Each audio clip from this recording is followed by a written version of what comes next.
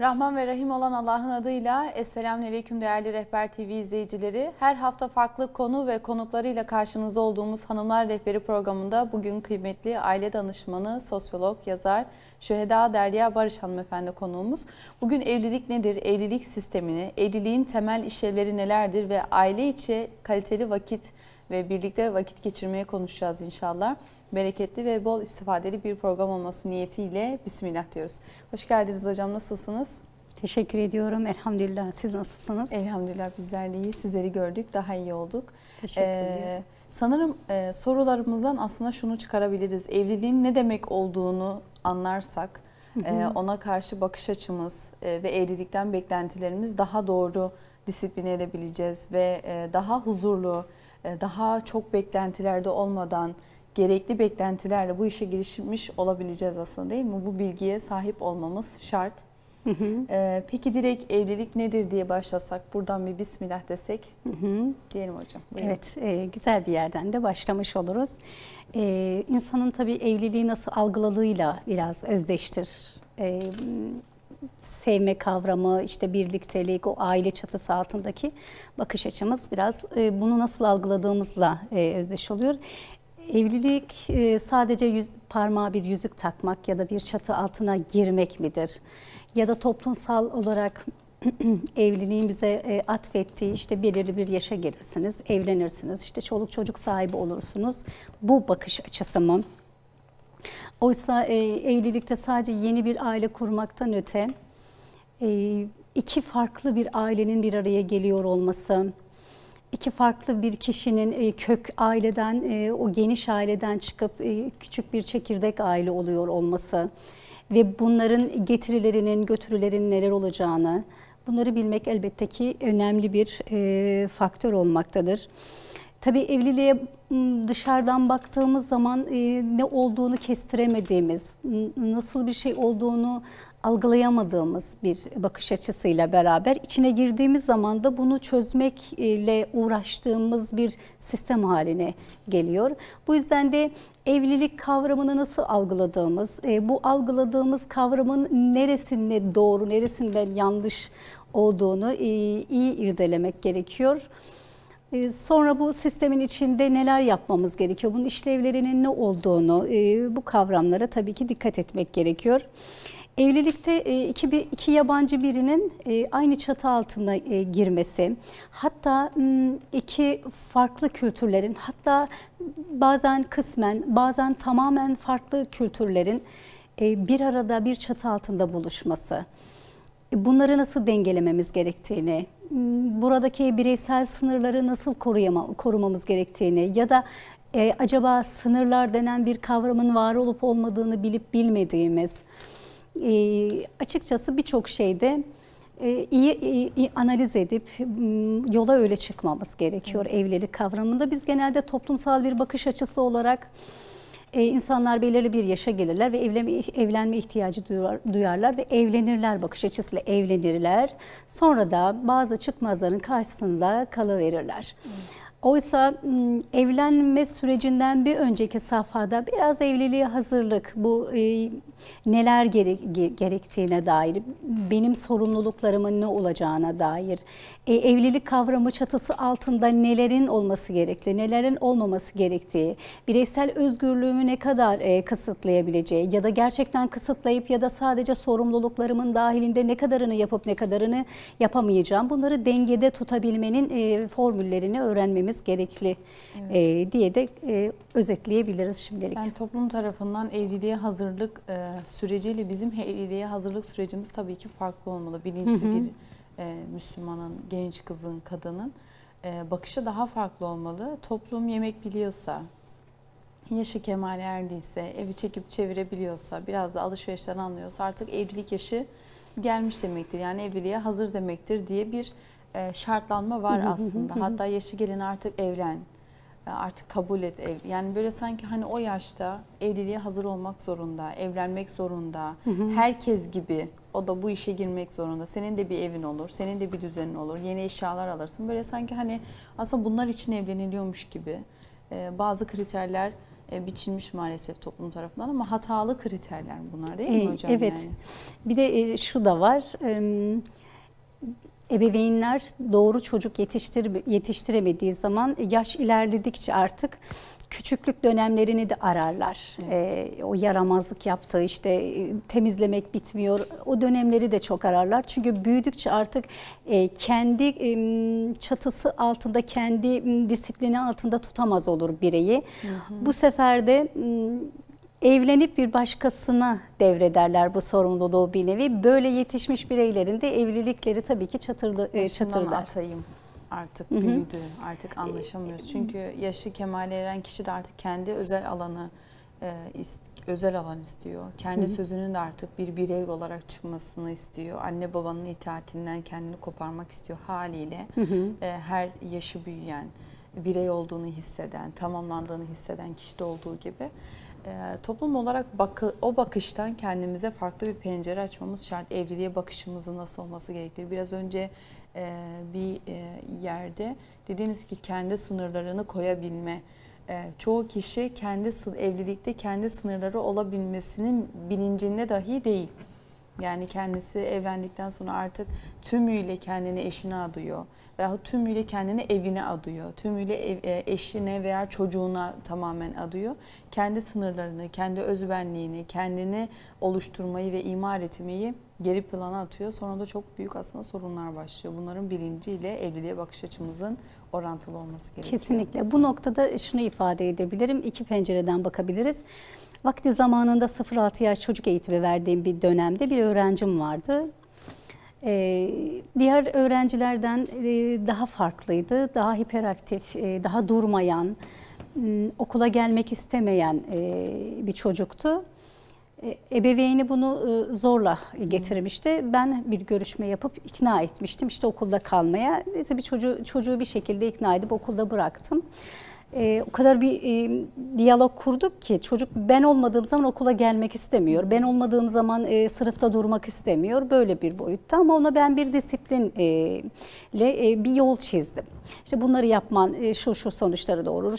Bunları yapman şu sonuçları diye anlatarak böyle. Ama 5 yaşında bir çocuktu. Ebeveynle aynı o hemhalliği kuramadık, aynı disiplini kuramadık. Çocuk anneye de mesela söyledim. Ben burada bu kuralları koydum.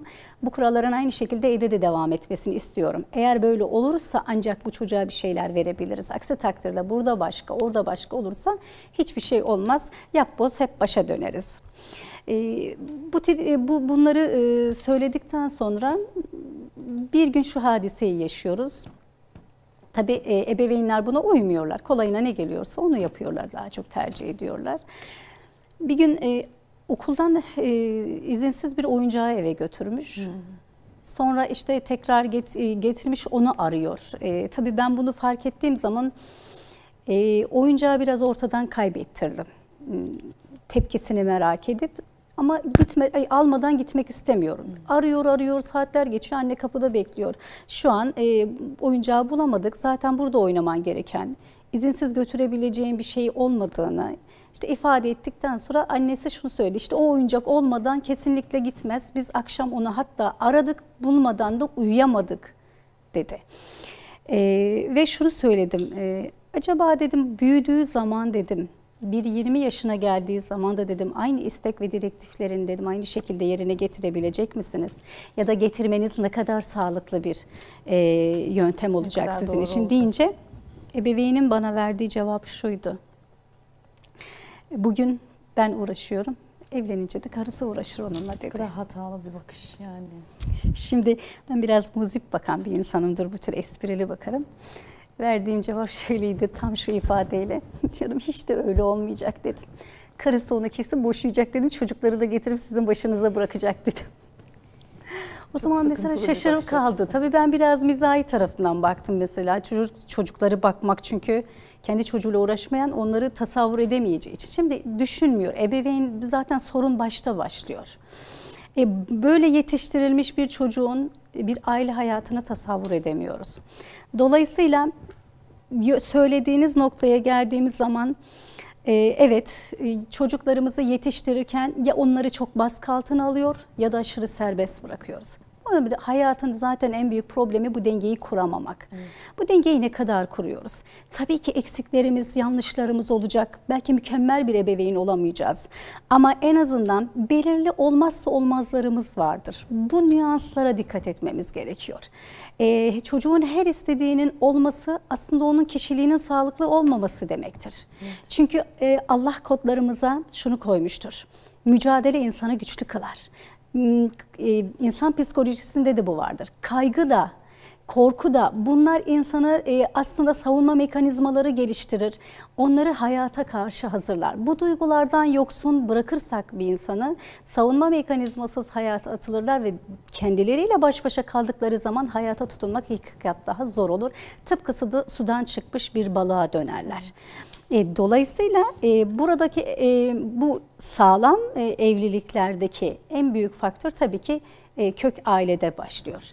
Güzel eğitilmiş, olmuş ya da olmamış bir yola çıktık. Kök ailemizde çok iyi bir iletişim kuramadık. Belki çok serbestlilik verildi, belki çok bastırılmışlık verildi. Ama bu yola çıkarken bizim kök ailede yaşadıklarımızı tedavi edip biraz da bu yola çıkmak. Biz genelde evliliklerimizi hep kök ailemizde yaşadıklarımızı aktarıyoruz. Hep orada taşıdığımız kaygıların devamını, yaşadığımız duygu ve düşüncenin devamını yaşadığımızı görüyoruz ki biz danışanlarımızda da, çevremizdeki insanlarda da bunu çokça şahit oluyoruz. Ve işin önemli ve enteresan tarafı da kişi bunun farkında değil. Yaşadığı bir hadiseyi yaşıyor ama bunu anlamlandıramıyor. Ona bu açılımı yaptığımız zaman acaba çocukluğuna gitmeni istiyorum. Çocukluğunda böyle bir hadise yaşadın mı? Acaba o günün taşıdığın duyguyu bugüne aktarıyor olabilir misin dediği zaman şöyle bir eski sayfaları karıştırınca kendini buluyor. Evet, aslında böyle.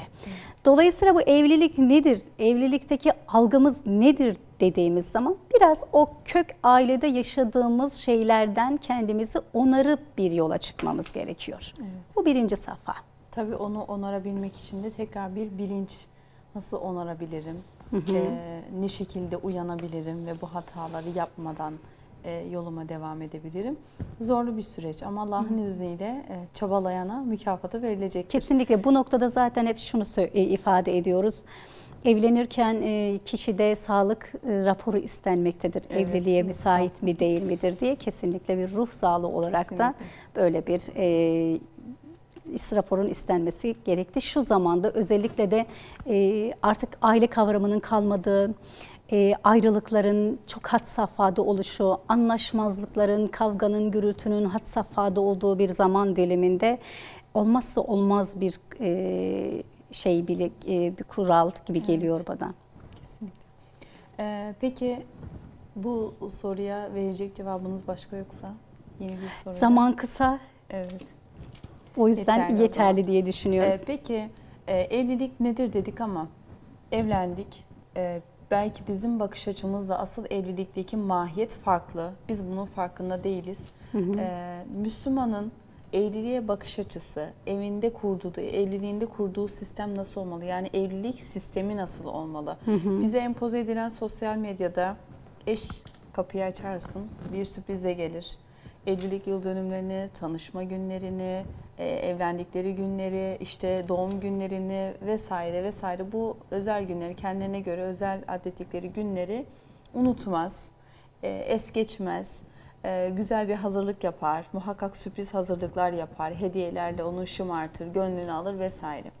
Ya da evlendiklerinde işte çok birbirlerini anlarlar, sofrada muhabbet ederler. Biz de sosyal medyada, televizyonda mutlu aile, hep istediğine ulaşan, maddi olarak istediğine ulaşan ve öyle huzurlu olan aileler lanse ediliyor. Ve bu bazı ailelerde de huzursuzluğa neden oluyor.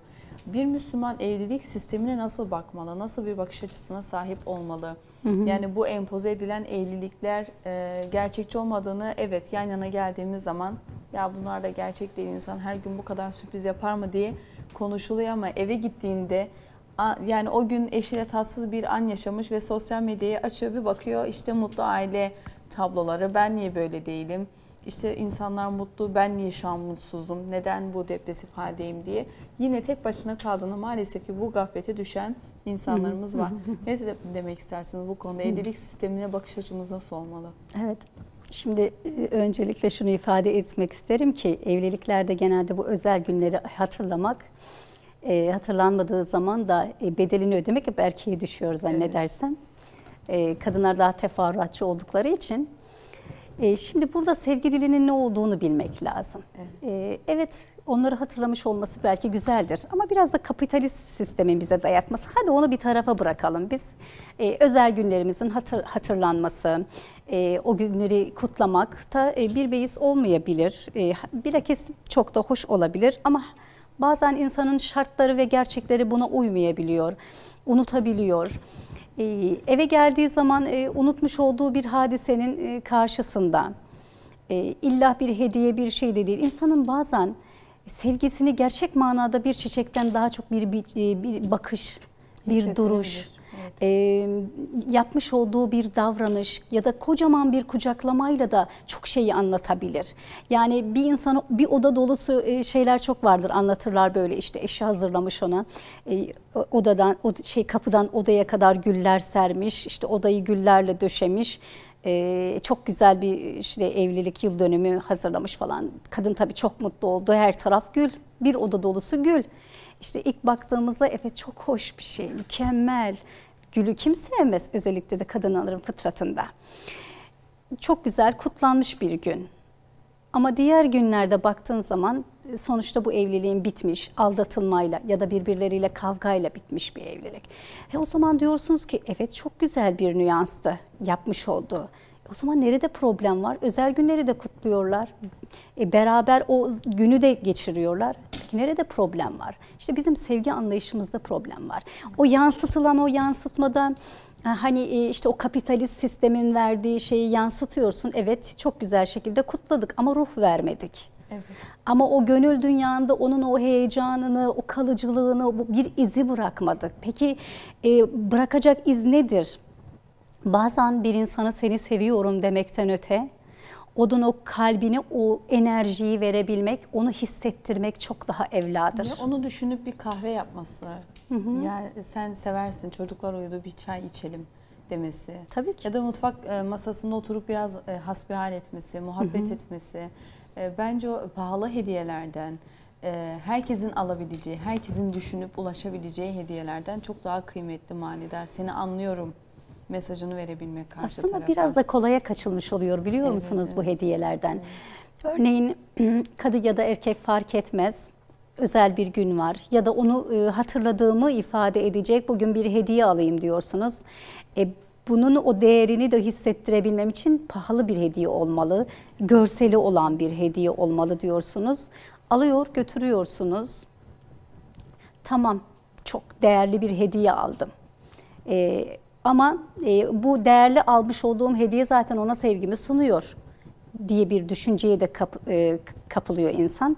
Dolayısıyla da o aslında şey gibi örneklendirmek isterim. Birine bir mektup yolluyorsunuz ama içini boş yolluyorsunuz. Evet. Adresi hatta bazen yanlış yazıyorsunuz. Evet.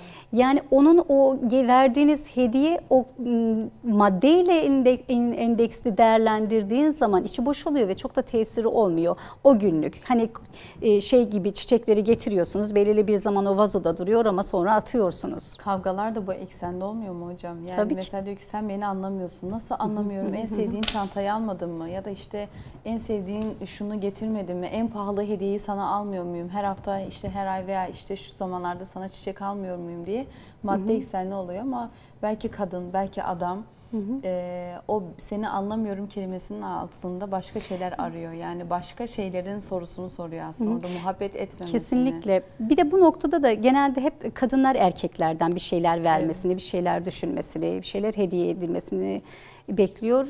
Şahsım adına bunu düşünüyorum.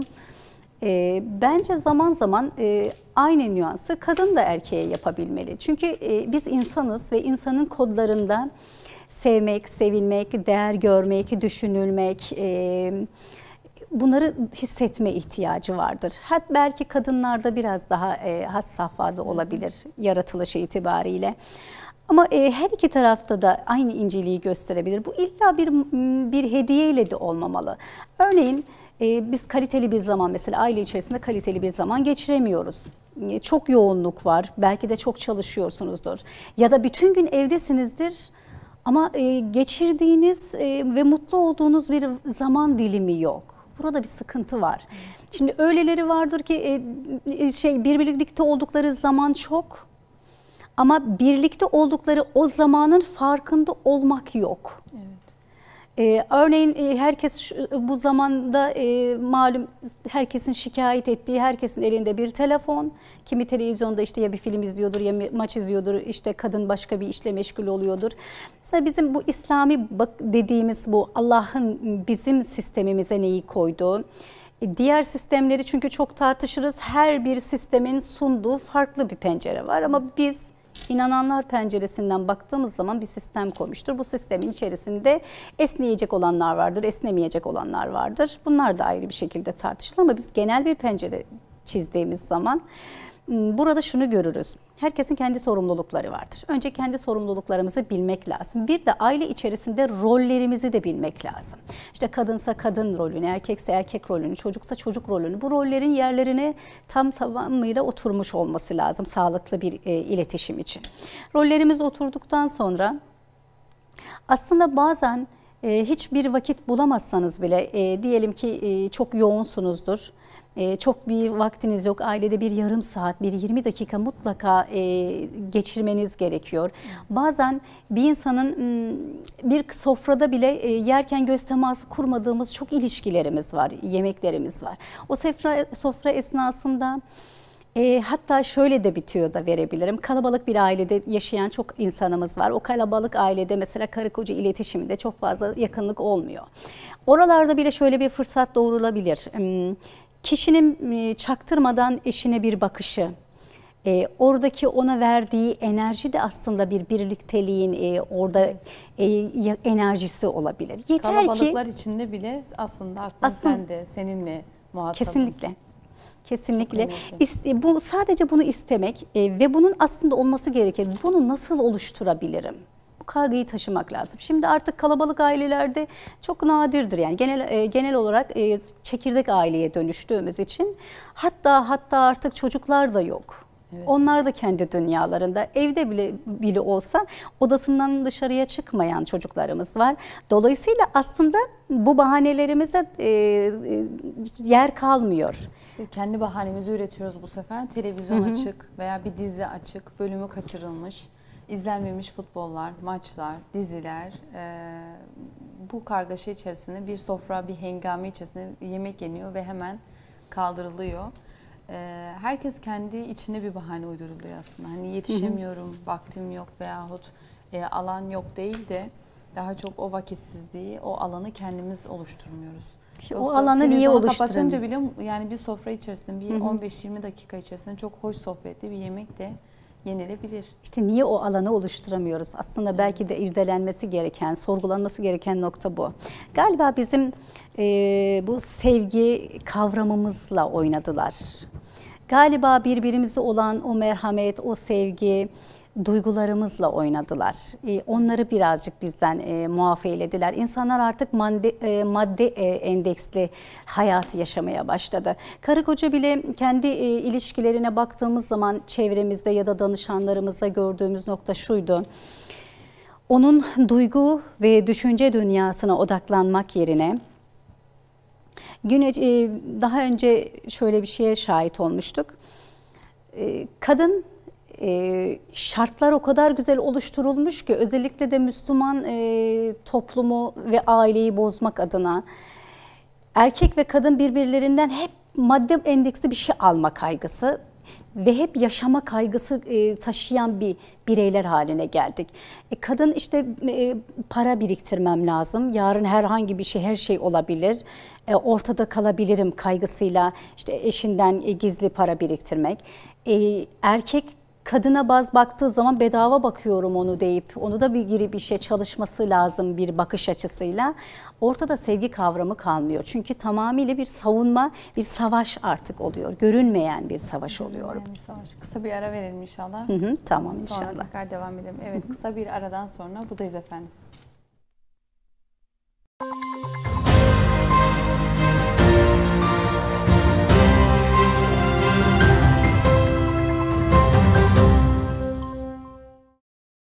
Evet, kısa bir aradan sonra tekrar buradayız efendim. Şüheda Derya Barış hanımefendi ile evlilik nedir, evliliğin sistemini konuştuk ve devamında evliliğin temel işlevi nelerdir? Temel işlevi nedir hocam evliliğin? Yani evlenmek, işte bir evde yaşamak, çocuk büyütmek, bunlar mı temel işlevi? Yemek, içmek, gezmek, tozmak, bunlar mı? Yoksa bizim bakış açımızı değiştirecek temel işlevler nelerdir? Öncelikle her bir kurumun bir sistemi vardır ve bu sistemin de işleyiş şekli vardır. Bunu bir kere bilmek lazım. Evlilik de çok önemli bir kurumdur ve bunun da mutlak bir işleyiş sistemi vardır. Bu sistemin ne olduğunu bilmek önemlidir. Bunu irdelemek ve bunun üzerine durmak evlilik içerisinde bireylerin. Bunların içerisinde ne olabilir?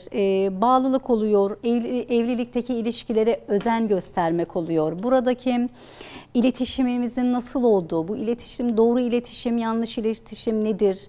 Bunları irdelemek gerekiyor ve daha çok o sistemin içerisinde çatışmacı mı yoksa uzlaşmacı mı bir bakış açısı yer ediliyor. Bunlar tabii ki dediğim gibi zaman kısıtlılığından dolayı ancak bu verdiklerimiz bizim hap bilgiler mahiyetinde ancak olabiliyor. Bu yüzden bunlar önemli noktalar. Bu işlevlere çok dikkat etmemiz gerekiyor. Buradaki işlevin içerisinde de bireylerin farklı kişiliklerde olabileceğini, kişiler içerisinde farklılıklar olabileceğini de öncelikle kabul etmek ve buna göre hareket etmek en büyük önemli bir sistemin gidişatını yararlı olacak bir bilgidir de diyebiliriz. Evet. Yani bizim evlilikte karşı taraftan beklentimiz onun fıtratına, onun mizacına veya karakterine de uyuyor mu? Bu bakış açısı da çok önemli o zaman sizin söylediğiniz gibi. Tabii ki. Diğer türlü baktığımızda bana uysun, benim gibi olsun, çatışmacı bir evlilik. İki tarafın da benliğini korumaya çalıştı, kalesiyle tabiri caizse korumaya çalıştı ve kendinden taviz vermediği bir evliliğe dönüşecek bu sefer. Ego savaşlarına Ego dönüşüyor. savaşları. Beni dinledin, dinlemedin, benim dediğim oldu, senin dediğin oldu, hep senin dediğin oluyor, kavgaları bu sefer başlıyor. Bunu çokça çevremizde gördüğümüz için aslında bu kadar fazla örnek verebiliyoruz. Şikayetler geldiği için veya arkadaşlarımızdan, akrabalarımızdan dert yanan olduğu için keşke olmasa ama oluyor. Burada aslında şunu bilmek lazım. İnsan insanın kurdudur diye bir ifade vardır, çok meşhurdur. Gerçekten insan insanın kurdu mudur? İnsan insanın kurdu yerine insan insanın yurdu olmalıdır. İnsan insana bir emanetçidir. O benim bir emanetim ve insan emanete ihanet etmemeli. İnsanın en büyük zaten kişiliğinin orada ortaya çıkacağı, iyi ya da kötü kavramımızın ortaya çıkacağı şey bu emanete nasıl davrandığımızdır. Bir insanın gerçek kişiliği de zaten bu çatışmaların olduğu ve menfaatlerin çatıştığı ortamda ortaya çıkıyor.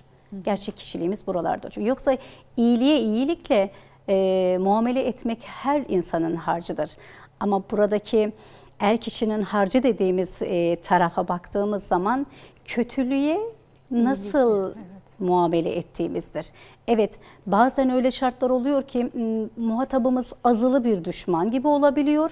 Biz de mi azılı ona mukabele etmemiz gerekiyor? Hayır, bunun bir başka yolu da olabilir. Kendi duruşumuzu, kendi bakışımızı bozmadan da aslında muhatabımıza hal ve davranışlarımızda bir şeyleri farkındalık oluşturabiliriz. Bu bilinçli olmak lazım. Ama biz genelde savunma mekanizmalarını çok kullanırız. Bu savunma mekanizmaları da genelde hep yıkıcı mekanizmalar oluyor, savunmalar oluyor. Bir de ailede de böyle gördüyse, anne de savunma mekanizmalarına karşı tarafı yıkıcı ya da baba da eşiyle bu şekilde tartışmada ileri seviyeye gidebiliyorsa maalesef ki farkında olmadan bu kodlar geçiyor. Tabii ki. İşte Tabii bu ki. uyanış çok önemli değil mi hocam? Kesinlikle. İşte bu noktada da zaten çocuğun öğreneceği neydi? Anne babadan öğreneceği ne varsa vardır. O boş kaset neyle dolacak? Anne babadan gördüğü, ailede gördükleri, çevrede gördükleriyle. Çünkü çocuk boş bir kasettir. Evet. Bu anlamda da bu birliktelikte o kavga boyutuna baktığımız zaman da zaten bireyler kavga ve çatışma yaşayacaklarsa ve bunu çözüme ulaştırmak için çocukların yanında değil. Çünkü çocukların yanında olduğu zaman daha öteleri taşıyabilecekleri bir soruna adım atmış oluyorlar. Oysa kendi sorunlarını ancak kendilerinin ilgileneceği zaman, mekan dahilinde değerlendirmeleri lazım. Evet. Bir başkasının yanında değil. Bu çocuk olabilir ya da bir başka üçüncü bir şahıs da olabilir. Burada aslında olaylara ve sorunlara ya da hayata nasıl baktığımız da çok önemli. Bizim kendi yaşadığımız her bir sorunu ortada yaşamamız mı gerekiyor? Ortada yaşadığınız zaman sonuçların ne olacağını, kuytu tarafta bu sorunu yaşayıp halletmeye çalıştığınız zaman ne olacağını bunları iyi bilmeli ve irdeleyebilmeli insan. Baktığımız zaman da böyledir. İnsan bir sorun yaşar ya da bir insan bazen bir hata bile yaptığı zaman kimsenin bilmediği bir ortamda yapar, sonra onu düzeltir ama unutulur gider. Hani günah da öyle değil midir? Allah seni affeder, kulların bilmemesi dahilindedir bu evet. Affetme şeyinde. Yoksa şahitlik oluyor. Ama bir başkasının gördüğünde şahit ediyor. Biz onu affetmiş olsa da biz onu devamlı hatırlatıyor o nahoş şeyi. Dolayısıyla da yaşanan bir sıkıntıyı kendi aranızda halletmeye çalışmakla topluma yaymak ya da bir başka şahit, bir başkalarının yanında bunu yaşamak arasında dağlar kadar fark var. Şöyle bir tespitte de bulunabilir miyiz hocam? Toplum içerisinde veya çocuklar içerisinde bunu yapmak biraz da nefsi pohpohlama, kendini orada hakim hissetme, bu kavgadan galip olduğunu, haklı olduğunu, çabasını gösterme de olabilir mi? Böyle bir sorun da olabilir mi aslında? Bunu ya da başkasının yanında anlatma bu sıkıntıyı, başka kapının dışına çıkarma. Bence orada nefsin devreye girdiğini düşünüyorum. Yani çünkü kapılar ardında yapılan bir kavgadan kimsenin haberi olmayacak ve karşılıklı belki de o tartışmayı sonlandırabileceğiz ama birilerinin dahilinde sen haklısın, ben haklıyım, birileri karar verecek ve belki de nefis orada hoşuna mutmain olacak. Yani nefis orada hoşlanacak bu durumdan.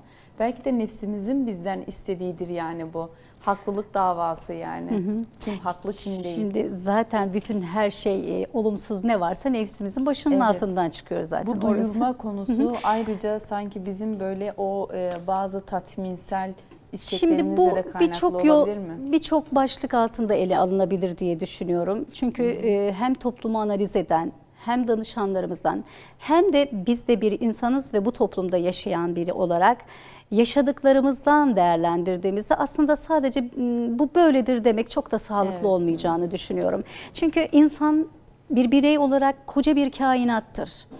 Ve kainatın bir sürü sistemi vardır. İnsan da bir kainat olarak duygu, düşüncesi, her duygusu aynı şeyi anlatmayabilir, olayın içeriğini anlatmayabilir.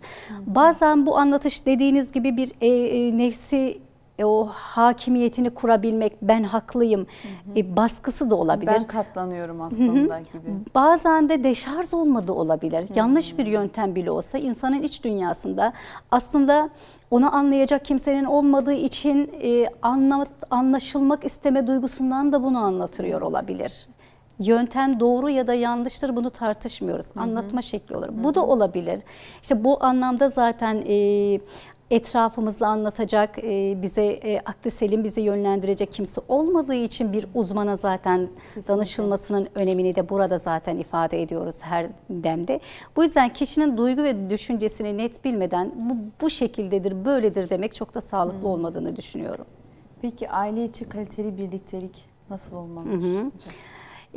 Dediğim gibi biraz önce de ifade ettiğim gibi bir kere onu hissettirmek çok önemlidir. Hani bir insan seni seviyorum 40 kere dersin ama bir kere hissettiremezsin.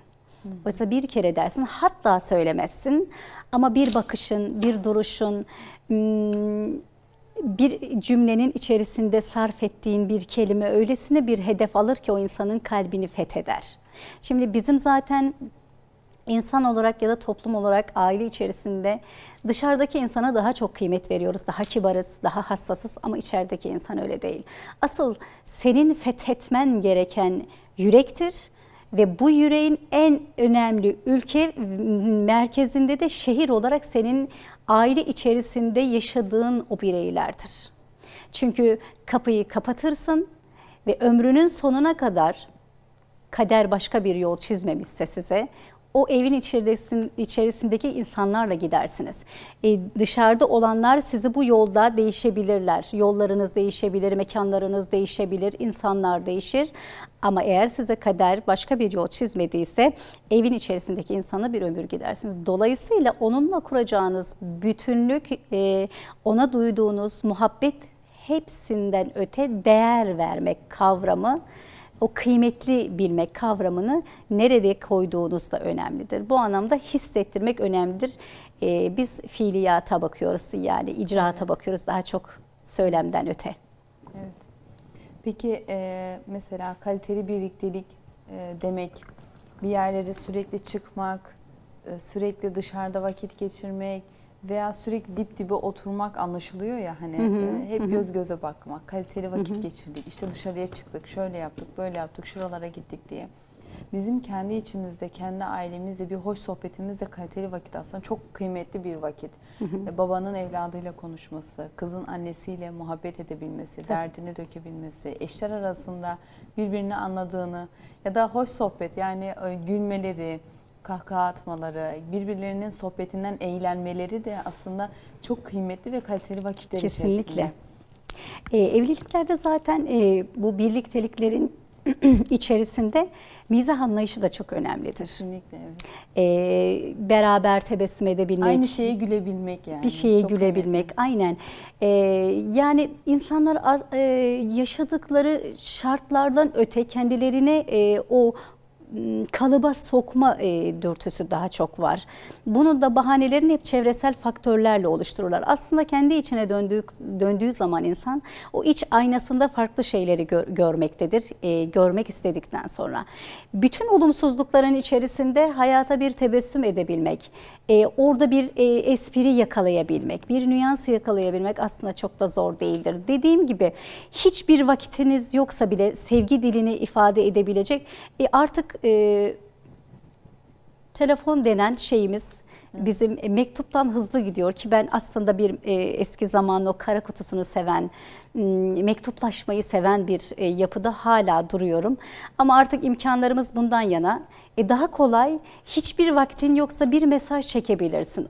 Ona değer verdiğini, onun aklında olduğunu hissettirebileceği. En basit olarak hiçbir imkan, zaman dilimi yoksa bile en basit olarak bunu da yapabiliriz. Bir de hep bunu erkekten beklememek yani. Tabii ki. Karşı taraftan Tabii ki. beklememek. Yani tabii biz şunu da erkeklere hep böyle duygulardan azade bir varlık olarak anlam yüklemişiz toplumsal olarak kadına. Kadınlar daha duygusaldır.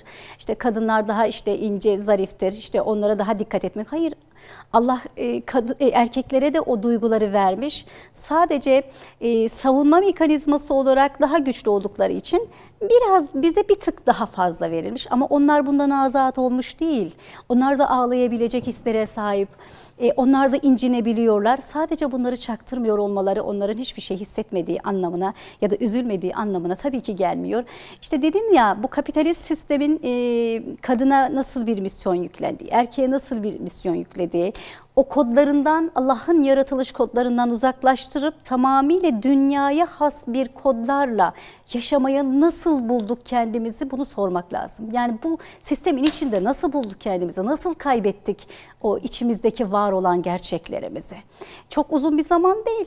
Bundan işte 20 yıl önce biz bir radyo programında çok derin duygular yaşarken bugün sosyal medya had safhada biz o duyguları yaşayamıyoruz. Gördüğümüz, işte elle dokunduğumuz birçok imkanlar olduğu halde biz bu duyguları yaşayamıyoruz. Burada bir eksiklik var, işte oraları bulmak lazım. Evet.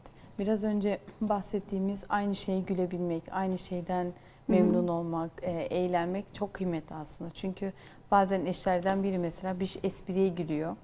bir harekete gülüyor ve diyor ki baksana hani şuna, bununla gülünecek ne var? Hani neyine güldün bu kadar diye cevap vermesi bile aslında o eşi kendinden uzaklaştırmaya, bir daha ki eğlendiği, bir daha zevk aldığı bir şey ona göstermemesi, ama o söylemin arkasında farklı bir duygu var. Kişiye ait farklı bir duygu var aslında. Yani karşı tarafla alakalı bir şey değil. Tamamıyla kendiyle alakalı bir problem var aslında. Evet. Şimdi bu da o kopukluğa tekrar neden oluyor. Tabii belki ki. kendi içinde olan bir hastalık. Kendi değersizliğini evet, karşı tarafa biraz da yansıtmak. belki de, ama o ailede bir çatırdamaya neden oluyor. O kadını belki geri plana atıyor. Bir daha onunla bir şey paylaşmama, güldüğü şeyi tekrar ona anlatmama gibi geri plana atabiliyor. Yani her bir cümleyi aslında kıymet vermek lazım. Bir küçük bir çocuk 4 yaşında falan yanılmıyorsam doğalgaz borularının ısınmadığından yana baba dert yanıyor. Doğalgaz borularında bir sıkıntı var deyip çocuk orada bir fikir üretiyor. Baba diyor, altına ateş yakalım mı diyor, ısınır o zaman diyor. Mesela baba dalga geçiyor çocukla.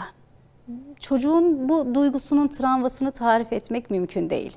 Şimdi burada aslında vay gerçekten çok güzel bir fikir. Yani onun altına ateş yakılmayacağını gayet iyi biliyorsun. Ama çocuk bir fikir üretti size. Size çözüm bulmaya çalıştı. Size destek ve yardımcı olmaya çalıştı. Bu davranışı çok kıymetli bir davranış. Neden bunun kıymetini bilmek yerine buna böyle barikatlar örüyor, bunların enkaz haline getiriyoruz diye Bir daha fikir sunmayan bir çocuk evde hiç yok gibi. Hiçbir şekilde sunmaz. Hiçbir şekilde sunmaz. Kendine değersizlik duygusuyla büyür. Zincirleme bir hata oluyor aslında. Tabii. Sonra o çocuk ergenlik yaşına geldiği zaman sen de evde yok gibisin, ruh gibisin, varlığın yokluğun belli değil diye. Kesinlikle. Bu sefer tekrar bunlarla vurmaya başlıyoruz. Hatayı en başta yapıyoruz aslında. En büyük sorun zaten insanın birbirine kıymet vermemesi. Ya Allah insanı eşrefi mahlukat olarak yaratmadı mı? Evet. Neden bu kadar basite indirgemek? Neden bu kadar kıymetsiz ve manasız kılmak? Peki biraz daha örneklendirecek olursak hocam, kaliteli birliktelik derken neler yapılabilir aile içerisinde? Belki sohbet konusu olarak, belki bir baş başa vakit geçirme olarak nasıl tavsiyeleriniz olur bizlere? Öncelikle bir insan olduğumuzu hatırlamak lazım. Bu insani ilişkilerimizde, davranışlarımıza, bu davranışlarımızı da kısıtlamamak lazım. Bazen bir sözel ifade bir davranış, bazen bir hareket bir davranış, bir duruş, hatta bir insanla konuşurken bile